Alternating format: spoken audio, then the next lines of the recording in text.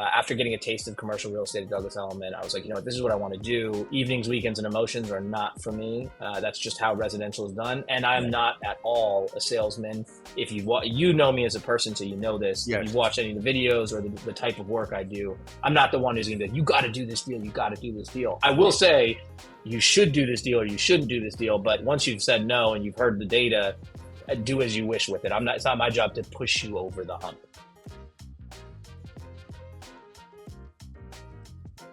Welcome to episode 1 of the Zelnik Exchange, formerly known as Retail Redux, with me, Cory Zelnik. We changed our name because we're going to expand our guest list into other territories or other areas beyond retail. We're going to talk all sorts of real estate. We're going to talk all sorts of New York. We're going to talk all sorts of things around the country. I have politicians, police officers, journalists all lined up for guests as the season goes on. So that is why we are called the Zelnik Exchange. Thank you. Again, welcome everybody to episode 1 of the Zelnik Exchange. I am with my great friend, and I call him great because it's been this ramp up from 15 years ago, Navin Bhutani. Navin Bhutani has been around the real estate business for probably about 20 odd years or so. And I came to know Navin about 15 years ago. We were just discussing off air. We had a mutual friend that we both had to remember. Her name is Dana Rubenstein. Shout out Dana, who is a political writer for the New York Times and still remains a friend of mine. We've rekindled that friendship, and that's wonderful.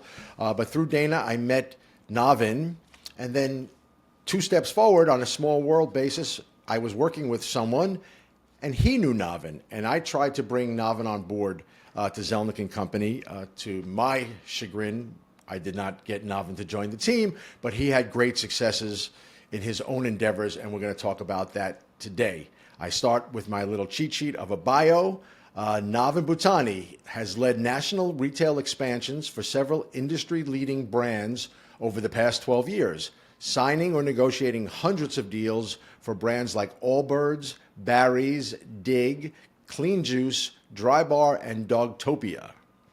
A former tax attorney and the son of a professor, Navin is also launching a video series to teach new and inexperienced deal makers the entire retail leasing process with the hopes that they can avoid making costly leasing mistakes. We're going to try to condense that into this brief podcast. Yeah. Navin currently operates as a national broker and as a fractional head of real estate through his new company, managRE. And he lives in Northern Virginia with his wife, 3 kids, and they're, 83-pound lab pit bull mix, Cairo. That's right. Navin, welcome to the first episode of the Zelnik Exchange. I'm so glad you're here. And I am going to cut my mic off and hand it over to you because I want to hear you tell everybody your story. I appreciate that. Thank you for having me. I'm honored to be on Exchange 001. That feels special to me. Shout out to Dana. I met Dana through a friend in the past. And I remember, it may not mean anything to you, but I was very close to going with you when I was making the decision on the career. But we've stayed good friends, which I think speaks to who you are as a person. And I love watching what you guys are doing, and obviously have kept up on your social media endeavors as well. I'm trying to follow in your footsteps and Jay's footsteps and trying to get this helpful content out to the folks. And so that is kind of the first thing I'm doing under the new business. Great. One thing I'll just touch on might be a minor point, but yeah, I'm about 13 years in to the business. I think I've known you since right up there in the beginning. And so, I thought, I tried to look back on some of my old notes, and I thought it was 15. I don't know why I didn't. It's not really in the bio. You were at a real estate company, the Greenberg Group, and our meetup, and then my recruiting or attempt to recruit you. I think I wound up losing out to Dig In at the time where you took that job.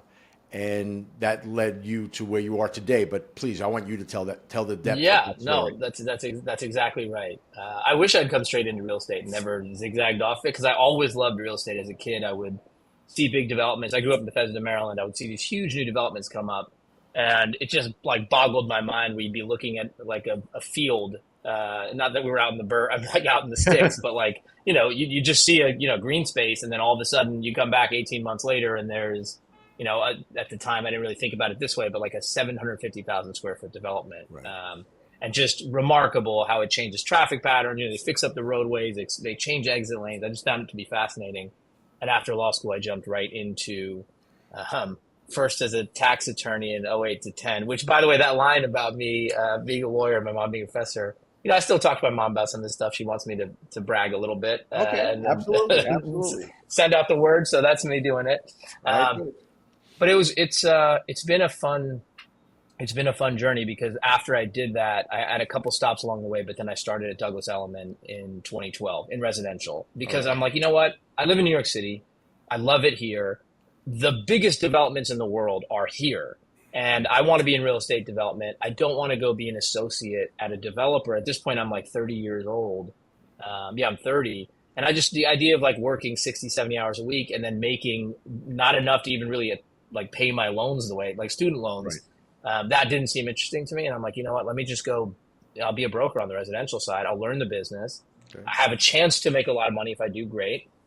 And I'll just learn from the ground floor, and we'll end up at the finish line, which is real estate development, which to this day I still don't do, but that will be what I do. So I feel very confident that things are tracking the way they should. Along the way, though, I then went to Greenberg Group after getting a taste of commercial real estate at Douglas Elliman. I was like, this is what I want to do. Evenings, weekends, and emotions are not for me. That's just how residential is done. And I'm not at all a salesman. If you know me as a person, so you know this. Yes. If you've watched any of the videos or the type of work I do, I'm not the one who's going to be like, you got to do this deal. You got to do this deal. I will say you should do this deal or you shouldn't do this deal. But once you've said no and you've heard the data, do as you wish with it. It's not my job to push you over the hump. Right. But to your credit, as you say, and we have similar styles in that regard about why to do it. I think that, to your credit, and I know to mine, only in that I've done it so often, is to express why someone shouldn't do the deal. Yeah. Right. And then if they change their mind, it's because they've done careful. And that wasn't like I wanted to put up fair warning. Just say, hey, look at all the data, and you're a data freak, which is great. And so you put forth all the information that they request and some, and then they make a decision. And if it's yay, then great, everyone will be rewarded. And if it's nay, okay, we'll get the next one. Yeah, exactly right. And in residential, you only succeed if you get them to buy this property. Right. And there's just so many other things that go into that you don't really deal with on the commercial side. Yes, I wouldn't say the commercial is clean where there's no emotion. Yeah. There is emotion around the bricks, like the quality of the brick. Like, how nice is this spot? How important is it from a brand standpoint? Two rational people can disagree greatly on how good something is from a branding standpoint. Mm-hmm. But when it comes to economics, it's very clear to make decisions on real estate where you're like, this is a good deal for us, or this is a not good deal for us. And it just takes out the part of the business that I don't like on residential, which is like, I get you don't like the view, but you're going to get there. Like, you don't, there's just that kind of like convincing them to buy is not for me. Although I will say, how residential brokers get paid is more interesting to me than how we get paid. Yeah. Some of these landlords take their sweet time paying after those commission agreements. But then you could also you could say that about getting away from residential. You could say on investment sales, you sell the property, you get paid. So look, that's right. We this is the business we have chosen. We are here. That's right. Investment sales fascinates me. But yeah, back to where we were going. I was at Greenberg Group. I know you and I had talked then, and the reason I went in-house at now Dig. Was really just, it felt like a win-win to me, which is in 2015, all the money's going into QSRs and boutique fitness. That's it. Yep. That's where all the PE money was going. And so at the time, once I had gotten a year and a half under my belt at Greenberg, shout out Stephen Greenberg, great guy. Yes. And then Zach Gross, one of my buddies, still works there. Also just a good team of people working nationally on the tenant rep side. And I learned a lot doing the dry bar account for a little over maybe a year and a half. And I just, at that point, it was the first time in my career where I was like, okay, I like what I'm doing, and you can definitely make a lot of money doing this. What do I do from here? And am I happy doing what I'm doing? And so the decision to go to Dig was much more a product of, okay, if I go to Dig and I love it, I'll just grow this thing to 1,000 units, and I'll have a story to tell my kids one day, and I'll have personal pride, which is the most like I'll personally feel fulfilled that I did this thing. Right. That was one outcome. The other win outcome was I hate it, but I learned how to think as a deal maker. I learned how to act as the principal on that deal.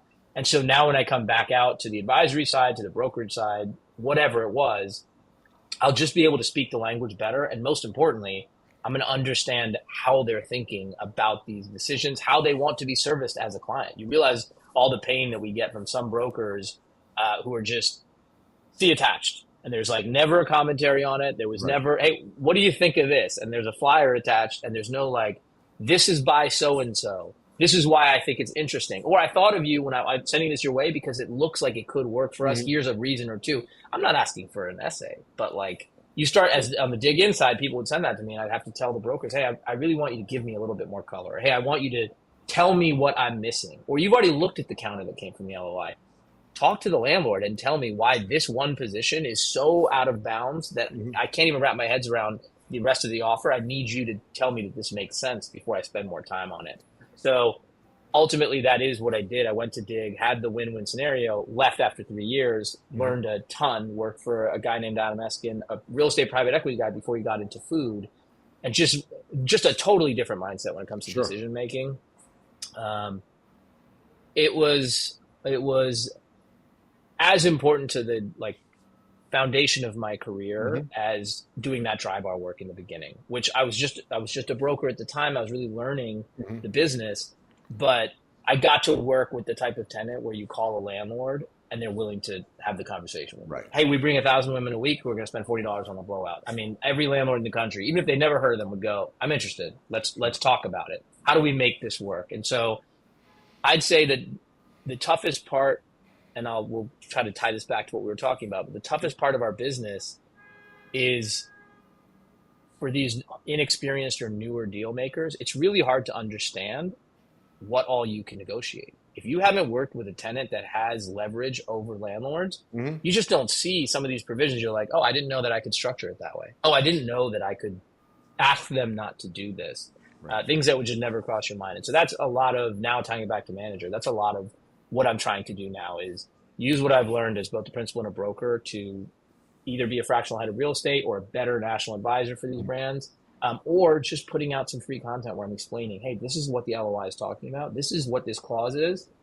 This is why it matters to the landlord, and this is why it should matter to you. And this is why we're trying to bridge this gap between you and the landlord where you bump heads. No, I think that's going to be a great educational tool. And I think throughout everything you just said, it's going to be unavoidable probably for a long time, or maybe even always, that there's always going to be broker emotion, right? You're always going to have to, that broker, right? Because you're the master broker, you're taking everybody through it. You still got to hit that person, you got to take that guy, whether he's in Idaho or he's in Brooklyn, and say, ho, ho, ho. Tell me more about this. Don't just look at it like this. And so you can grasp the client needs. Remember, we're working for the client. And so I think that'll be interesting, and I'll be interested to watch how you evolve with it, and how those that follow you evolve. Good. Yeah, I'm curious. I would love to see. You're someone who would, if I pick up the phone and call you and said, hey, I'm dealing with this issue, how would you think about it? You would tell me that. Of course. You're not available to the entire country, and there's a lot of brokers out there that work at firms. Firms are doing the right things. It's just we're paid on commission. And so like there's a natural disincentive for the folks that know what they're doing to spend a bunch of time, unless they really want to do it, spend a bunch of time trying to kind of really lift up all the folks that aren't very good, whether that's, I shouldn't say aren't very good or inexperienced, whether that's brokers or clients that just wouldn't know better. And so like, I think I talk about in one of the videos, like one of the issues is these smaller retailers literally don't know what they don't know. And it's hard for them to work with Cory or Navin when it comes down to it, because at the end of the day, we're only paid the way we're paid. And so it's easier to stay focused on the brands that are steady churning and spend years with them. You've spent a decade with Panda? I don't even know how many years you've been doing Panda. We are in year 18. 18 years. 18 years is phenomenal. It's just phenomenal stuff. I've had a couple brands that I've worked with for 5-6 years, and it's fascinating to me. I mean, I've been with Barry's, I think, since 2019. Yeah. I don't know what else has been the longest running Right, brands, right. but it's all, I love those relationships because must have seen this. I've gone through multiple chief development officers and I think 3 heads of, real estate Yep. in that department. Yeah. And so I do kind of somewhat take a little bit of pride over that because I'm like, you know what? Not everyone likes me, but luckily you guys have liked me consistently based on results or based on the work that we're doing along the way. And that feels reassuring to me, which is Yes. great for you. 18 years with Panda is wild. Congrats. Thank you. So you tell me, so let's focus now a little bit about manager, right? Yep. You have firstly, the early on, because you're in your early stages, what are you, 3, 4, 6 months? How far are we in now?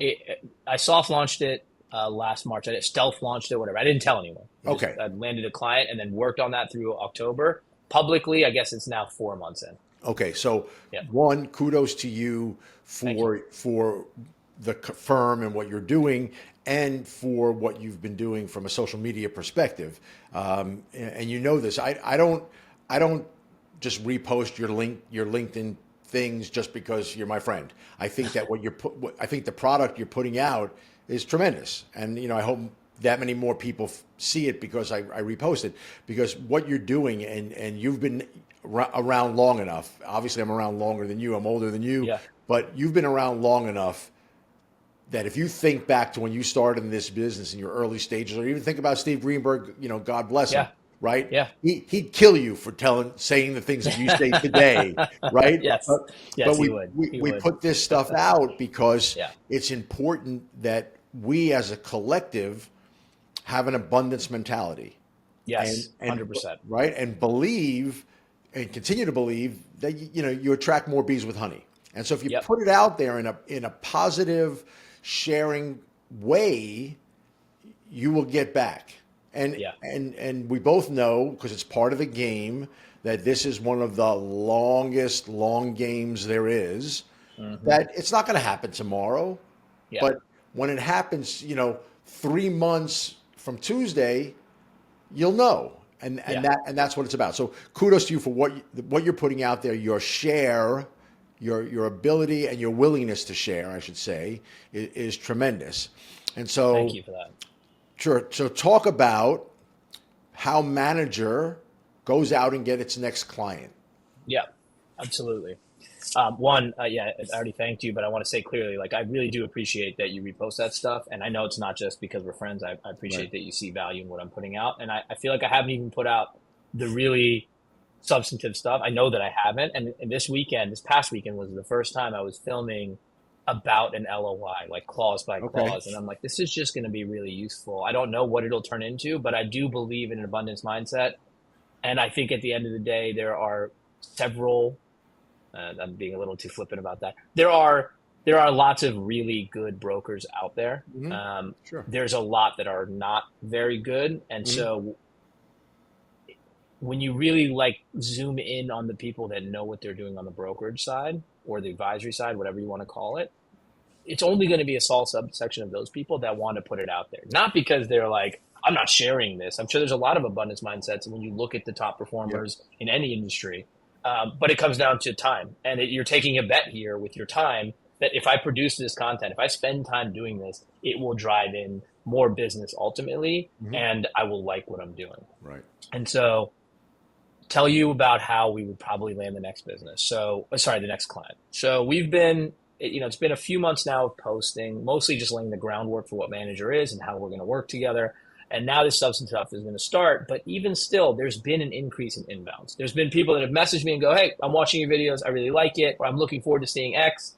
I've had 2 conversations. There's been a few different brands or landlords that have reached out to me. But specifically, there's 2 brands I'm thinking of that were like, hey, I don't want to build up my big G&A in my first year. I have a couple locations open. I'm going to open 1 more this year, but I want to open 2 next year.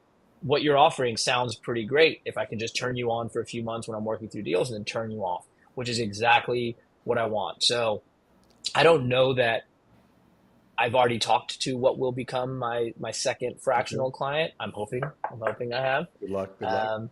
But if not, I believe that the second client will come simply by way of, I'm going to talk about like the entire leasing process. Going into, hey, how do you think about doing a retail store? What are you looking at? Cash on cash return? How do you look at that? How do I even think about that?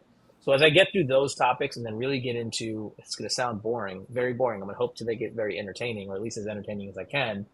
Talk about lease clauses where you and I know what they're talking about, and some retailers know what they're talking about, but there's a lot of folks in their first 5 to 10 or maybe even 15 years just never bother getting into the weeds on a lease provision, because ultimately that's less in their wheelhouse than it needs to be, and it's much more in the scope of the lawyer's work. But I firmly believe that you can be better on the front end deal making side if you understand how these things show up in the lease. It's critical to understand that. Absolutely. And I think I would go so far as to say 7.5 to 8 out of 10 brokers, couldn't talk their way through an assignment and sublease clause, and it's one of the most important clauses in any lease.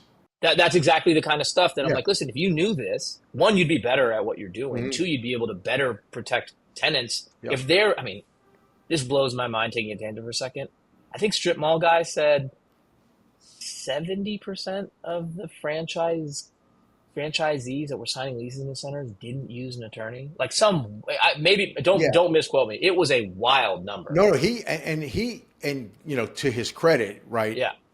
Strip mall guy Don Tetman, shout out. Yeah. He does his business different than you and I are used to. Yeah. Okay. Yeah. And look, it's wildly successful. So, if it ain't broke, don't fix it. Because he and I have become friendly over the last couple of years, and we have conversations, and he doesn't want to know from corporate leases, and he doesn't want to know from good guy guarantees and things like that. And it works, and it works for him. So God bless him. It's part of, when you step back a little bit, it's what makes this business so interesting that appeals to both of us is that almost every single deal is unique. Okay. Yes. Through all of my Panda deals over all of these years, no two are ever the same. I have four Panda deals with one particular landlord, and you start out by saying, oh, just go take that lease, change the numbers, change the address. And then 4 months later, you're still talking, but it's what appeals to us about it. But go ahead. But my point was only that if there are so many tenants out there signing leases without using an attorney, it becomes even that much more important for the brokers to be able to identify things during the negotiation, the LOI negotiation process that should show up in the lease. It's key. I should probably say this: brokers should not be negotiating leases for their clients. That is a bad way to get yourself in terrible liability. Don't do that. Right. But yes, to your point, assignment and sublet, that's a provision that I don't think a lot of people could walk through. There's a lot of clauses that nobody has experience with, or has enough experience with to speak really intelligently on them. And so I believe when that content goes out, essentially what I'm doing is taking away the step of, well, how do I know I can work with Navin? And they can go to the website and they can see the testimonials and then go, well, he worked great for these big brands or these larger franchisors. How do I know he can help me, guy who has, five shops or gal who has 5 shops? So when you think about that, I ultimately believe it's taking out the step of earning credibility with that person. And so hopefully it'll just make the process that much easier. And at the end of the day, I don't see myself deal making in as me for the rest of my career. I don't think that is ultimately what's going to happen. May I have people around me? I'm never going to have a huge company. I don't think that's what I want. Right. But just a couple really key players who can help manage expansions for a few brands, whether they're brokers or advisors working alongside with me or on their own.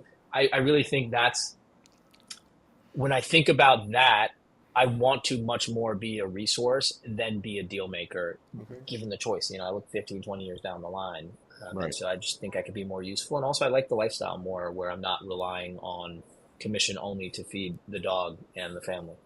Understood. But at 83 pounds, that dog is pretty well fed. He's eating. But you know what? What's going to happen? What'll happen? And you already know this, but you're never not going to be a deal maker. It'll be in different forms, but you're always going to be a deal maker. Whether you're the personality behind the deal that helps orchestrate, or you're the dollars and cents guy in some capacity. And what we do here with I have 8 salespeople with me, and two of them are, 3 of them are senior level. The other 5 Yep. are new. And what we do is 3 times a week, we sit for an hour So good. talking about the business, not, where is the store, where is the location. Let's talk about it. And we work our way through an LOI like you speak about, and the importance of it, because you and I both know in the end of the day, every single clause in whatever form it's written has economics tied to it. And so, and that's why you have to understand it. Yep. And so I always say, assignment and sublease. Assignment and sublease is huge. Understanding, and this is maybe a little bit more of a New York City thing, but understanding a good guy guarantee is huge. Yep. And so we spend time going through that. You're going to get paid for it. I just do it with my guys. Yeah, no, look, that's great. You get paid indirectly, which is great. Yeah, right. But I mean, it is also what I find interesting. I did my second year of law school. I decided to get my MBA because I'm like, you know what? As much as I loved law school, I really did. You just learn a different way of thinking and writing. It's just it's a good place to train. Okay. Whatever you're doing, if you have the time for it.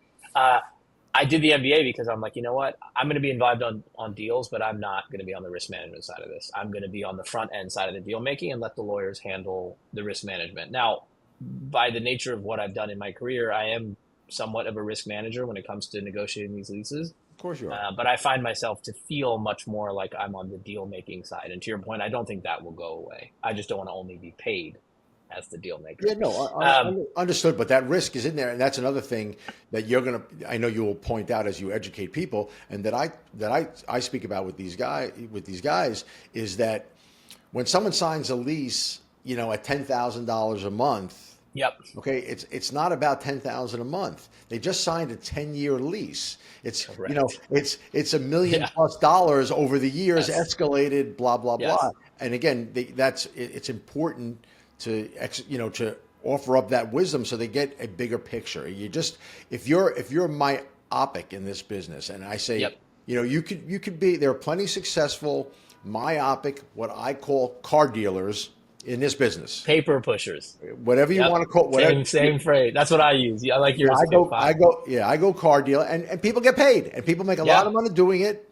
And if you want to do that, then do that. Nothing wrong with it. Yeah, 100%. You probably won't do it here at my company, but do it and be successful, and I'll be happy for you. Yep. But I try to, because my business over all of the years has been a relationship-driven business. Has always been about seeing the bigger picture. And I think I'm looking forward to what you put out, because I think it's going to be a lot about that. Yeah. I mean, there is plenty of room for good deal makers in the business, because there's too many clients for the volume of good brokers. And what I find enjoyable about that is that you and I may think about a sublet and assignment clause very differently. And I've seen this in practice when I've worked with other restaurateurs, some who go, I would never agree. Now we're really getting into the weeds for a second. It's like, I would never allow a landlord to have a recapture right, because that means I can't sell my space later. And I'm like, okay, fine. I appreciate that is a real point of view, and it is a real point of view. And depending on how much money you're putting into it, absolutely should you control that. On the flip side of this, I don't mind in a lot of cases on a QSR giving up a right of recapture, because I'm like, listen, if your business has failed here, the idea that someone's going to cut you a check for $500,000 is comedy. Right. You should lose that idea. Focus on running the business, and if it doesn't work, have a relationship with the landlord so you can figure out a way out of here. So they're incentivized to want to help you get off the books, because otherwise you're, to your point, 10-year lease, $120,000 a year doesn't sound like a lot until it's accelerated in year 2 or year 3. And now you're like, I have to cut a check for $800,000. I don't know how that's going to work. Exactly. Now you and I know that also isn't what happens. They settle through it, but it's a hammer that they can use. So going back to bigger picture, I am hopeful that the content I put out there will also help the 5 folks that are not senior deal makers at your firm, because why reinvent the wheel? And you may not even agree with what I'm saying, but you can say, hey, watch this. By the way, Navin and I disagree about 1 or 2 things. Like what he said, I don't necessarily agree with those 2 things, but the rest of it, hopefully that's helpful, and it gives a place for people to get training, whether they're retailers or brokers, outside of asking someone questions who doesn't have time to answer them. It also might spur conversation. I fully expect to get made fun of and or told I'm wrong or I don't know what I'm talking about left and right, because naturally that is what Oh, some of folks course. are going to do. Of course. But I'm willing to accept that I could probably have that conversation with most people, and I might be wrong, but I can at least defend my positions for why I Oh, believe they're right. absolutely. And I'll say it, but you don't need me to say it. Look, you have the track record now, and so you're gonna. It's not like you're you're not up there trying to sell anybody on anything, so to speak. Right. You, Right. you're telling. You're telling. Yeah. This is what happens when. This is Yep. and every clause has at least two perspectives. Probably Easily. probably three or four, but at least two perspectives, and you got to see both Yeah. sides. And you have the benefit, from the tenant side. You've done enough from the landlord side. You've seen it all, and I think what you and I are very similar. I may have to send you my resume after this. Because we've worked both sides. Like I've been on the landlord side, I've been on the tenant side. And so when you can come in with a broader perspective on the transaction, again, going back to what we discussed earlier, Yep. hey, give me 10,000 a month and the space is yours. Yeah. Okay. It's not Right. that. It's, why, and why do we need to be here? And why do I need to have, 4 months or 6 months of concession? Why do I have to have utilities? Why do I have to have signups? I can't speak a lot to permit contingencies because it's something that doesn't happen in New York City. Right. You probably see it across the country. Yeah. Why? Why is this important?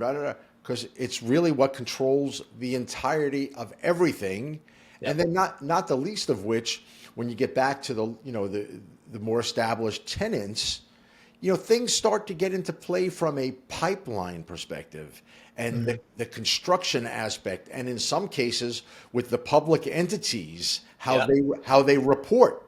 Yep. Because I remember from past experience in the drugstore world, if you told the street you were doing 15 stores in a quarter and you came up one short for a week, that stock was going to drop. Yeah. Just because. And so you can't do that. So that's a lot about the big picture.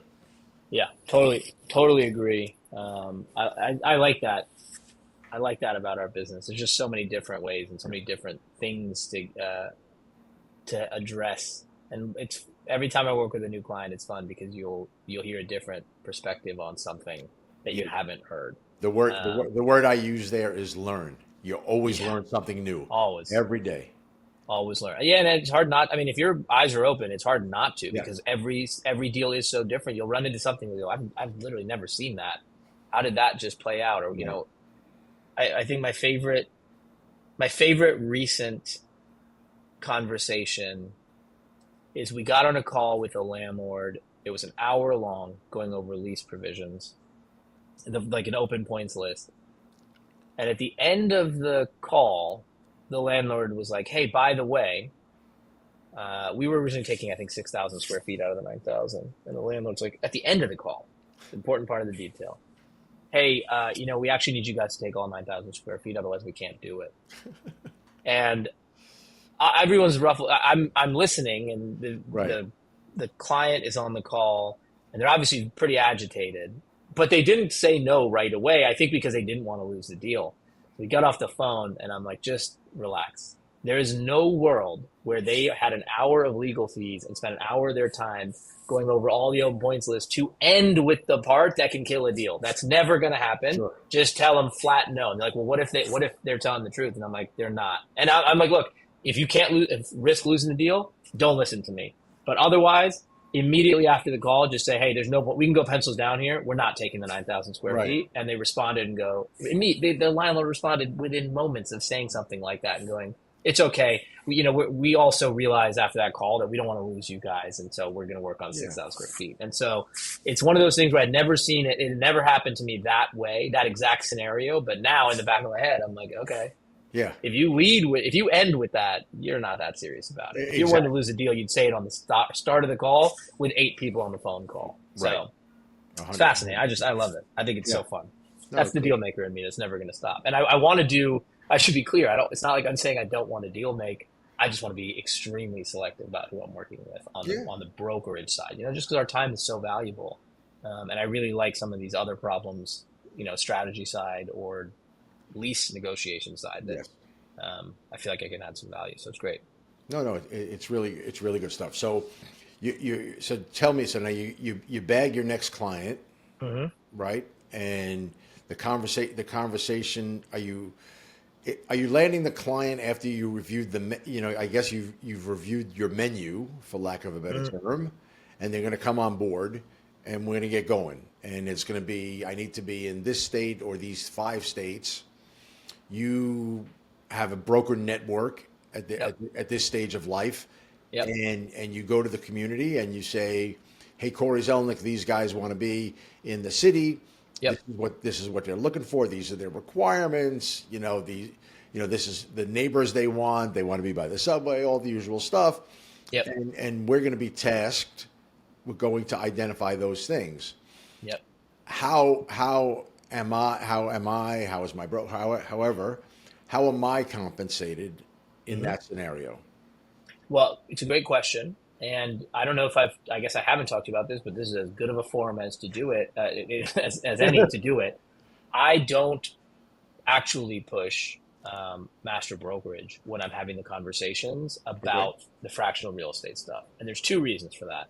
One, you and I know the market. There's very limited vacancy. It's very hard to make smart deals at times because you're competing against someone who's willing to throw out hey, I don't need any TI. I need 90 days in lease execution. Okay, well, I'm never going to beat you. Right. I mean, I'll beat you because you'll be out of business in like a year and a half, but I'm not going to beat you on this deal. And so for one, I don't want to be thrown out with the bathwater. When the pipeline is stuck, it's bad for me to be the leader of the pipeline and be the in-house resource because you'll start to assume this is one thing. It's not. I can't control the real estate. Number 2, if you know that I get an outsized payment when you sign a lease, whether or not you tell me, there's a reasonable chance that you will, in the back of your head, wonder if I'm talking about a deal because I get paid. Okay. And so I remember when I talked to Dogtopia, we had 3 calls, I want to say in 4 days or 5 days. And, they were in verbally, the first gentleman I talked to was in on the first call and was like, hey, this is great. You're going to talk to the CEO tomorrow. And the conversations went great. But in 2 out of the 3 calls, they asked me about brokerage. Well, are you willing to work with so-and-so as the master broker? And I was like, yeah, guys, I've never pitched you about brokerage. I'm only doing this scope of work on the helping you manage franchisees or landlords, problem solve a construction issue here or there. I don't do project management, but I can help. I've dealt with those issues. And I remember on the last call, they floated the name of another broker. And they're like, hey, we're thinking about switching to this person. Okay. Are you okay working with them? And I'm like, guys, hey, I think I understand what's happening here. Let me be explicitly clear. I am not surreptitiously trying to slip in and then take the brokerage work. I won't even take it if you offer it to me. My focus is on making sure that you run your real estate properly. You have plenty of good brokers, including the ones you're working with today, that can help you. You don't need me to do that. If one day you decide that I actually need to do it for you because you've seen what we do with other brands, I'm happy to do it. But to show that there's no conflict of interest, I've said, I've never put this on the website, but this is what I'm saying. I'm just kind of sharing it here. Yeah. If we're doing the fractional real estate work and someone demanded that we be their broker, we are willing to just give them back what they've paid us in fixed fees. Sure. Out of the commissions that we've received. Okay. Excess is ours, but it'll cover everything they've paid. Okay. So it's like if you're paying us $12,000 a month and we generate $100,000 in commissions in that calendar year, the first quarter of the next year, I'm happy to just refund you or rebate you the same way a residential broker does after you sell your house. Hey, here's a 1.5 back, or here's a point back. Right. And we have to look at the legal side of this to make sure that you're allowed to do that because it's essentially giving a commission to back to a principal. I think that there's language around that. Like, I think you even said the word, it's a rebate. It's a rebate, not a fee. Yep. So Correct. there's ways around that. No, that's good. That's great for you. It's great, with respect to keeping the cards, all face up. But I want to go back just to drop because it comes back to my world. You come to me. Okay, now you've clarified for me. I'm now educated on the 2 things that you do. So now you come to me. You're the master broker. Yeah. Of tenant XYZ. Hey, Cory, you're my guy in New York City. Da da da da. And so I say to you, how are we working this? Great. So I think there's master brokers of all shapes and sizes. I think some folks take a larger bite and try to get, 70% of the fee, let's say. And I think in the beginning, when I started at Locate and launched the broker stuff, I was taking as little as 30% and getting 70 to the local broker on Barry's deals, for examples. I don't do that anymore. I am 50-50 across the board. Okay. Any market I do it, any work I do. And the reason for that is the local broker plays a really important part of this, right? You know all the landlords, you know the places I need to go, you know the listing brokers. It's just better to work through you. New York or not, I'm just not in New York every day. And I spent 10 years in the city, and I still wouldn't say I know all the landlords. I don't. Right. You know dozens and dozens more landlords than I'm ever going to know. But if you know the network and you can get the first call on the site, and you can tour the client when they're in town. Some of my clients pay me to be there. Other ones are just like, hey, I'm going to tour without you. You just run the deal from your computer. Right. In either case, the local broker is having to spend time with that client and really show them the market, explain to them how things work. In the back end, for our 50%, what we're doing is preparing all the LOIs. Maybe the initial LOIs are local broker because it's a template form, right? Just putting in a few bits of information. But after that, my team is doing all the LOIs. We're doing all the calls with the client. The only time the local broker has to be on is if we're talking about the market. Not the space. When it comes down to the space, we can have that conversation because we understand what we're trying to do.